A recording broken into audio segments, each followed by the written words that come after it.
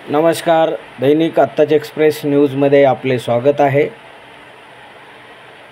आज आपण पाहणार आहोत आमदार प्रशांत व आमदार बोरनारे यांना निवडणुकीच्या तोंडावर धक्का बसलेला आहे। कारण की लासूर स्टेशन कृषी उत्पन्न बाजार समिती बरखास्त झालेली आहे। सविस्तर माहिती देत आहेत प्रतिनिधी। ते पक्षाच्या विरोधात वागलेच वागले, नेत्यांच्या विरोधात वागलेच वागले, परंतु कार्यकर्त्यांच्याही विरोधात वागले। ही बोरनारे सरांची कृती ही अत्यंत चुकीची होती, हे आज या निमित्ताने मी सांगतो। आज ते दोन आमदार, दोन्ही सत्ताधारी, एक गद्दार गटाचा, एक भारतीय जनता पार्टीचा, तरीही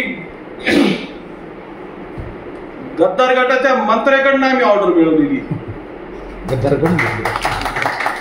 आणि ती ही मंत्र्याची ऑर्डर एवढं देणं सोपं नव्हतं मंत्र्याला। ते चांगले मित्र आहेत माझे, पण ते विचारे वो तो मेरे दोस्त, ते दोन आमदार आहेत ना त्यांचे, त्यांना ते शक्य नव्हतं।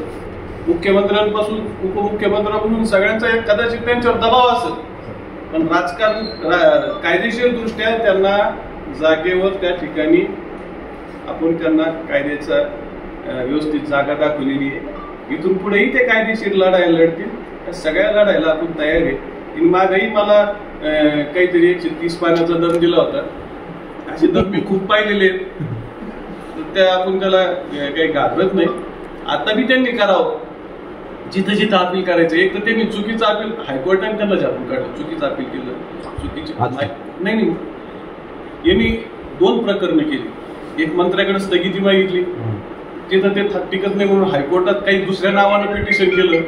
हायकोर्टाने सांगितलं तुम्ही काही माणसं सुप्रीम कोर्टात पाठवा, म्हणजे एकाच गोष्टीचा दाद जर तुम्ही 2-2, 3-3 दिन ठिकाणी मागत असाल आणि याची माहिती त्याला नाही, त्याची माहिती याला नाही, तर ते चालत नाही। त्यांचा तोही प्रयत्न या ठिकाणी बसलेला आहे, त्यांना कुठलीही स्थगिती या ठिकाणी मिळणार नाही। आणि मला तर याच्यातून एक आणखी म्हणजे प्रशांत बंब किती दुटप्पी आहे आता हे स्पष्ट होणार आहे। आता प्रशांत बंबनी सांगावं, मला काल कळलं असं की प्रशांत बंब यांनी सांगितलं आता भाऊ माझी विधानसभेची निवडणूक, आता तुम्ही मला या भानगडीत पाडू नका। हे बरखास्त झालं, संचालक मंडळ काल त्यांच्याकडे गेलो होतं असं मला आतील गोटातून कळलं, आणि त्यांनी सांगितलं संचालक मंडळाला की तुम्ही आता या भानगडीत मला काही करू नका, मला रत्नापूर तालुक्यात मी मतं मागायची, त्याच्यामुळं आता मी 2 महिने याच्यात लक्ष घालणार नाही।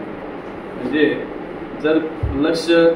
जर उद्या यांनी अपील केलं तर याचा अर्थ असा होईल की हे प्रशांत बंबचे ऐकण्यातले नाही, किंवा प्रशांत बंब हे दुटप्पी राजकारणी आहेत, हे आता उद्या आणखी स्पष्ट होणार आहे। तर त्यांनी अपील करावं, हे तर मला मनापासून वाटतं की त्यांनी अपील करावं। म्हणजे प्रशांत बंब किती खोटारडे, किती दोतोंडी आहेत, किती आतल्या गाठीचे, हे त्यातनं स्पष्ट होणार आहे। कारण की त्यांना इकडची गाडी तिकडे जरी ठेवायची असेल तर प्रशांत बंबच्या आदेशाशिवाय किंवा संमतीशिवाय ठेवता येत नाही, ते त्यांनी करावं हे मला असं वाटतं। त्यांच्या सगळ्या कायदेशीर गोष्टीला मी पूर्ण उघडेल, आणि याच्यात राजकीय हेतूपेक्षा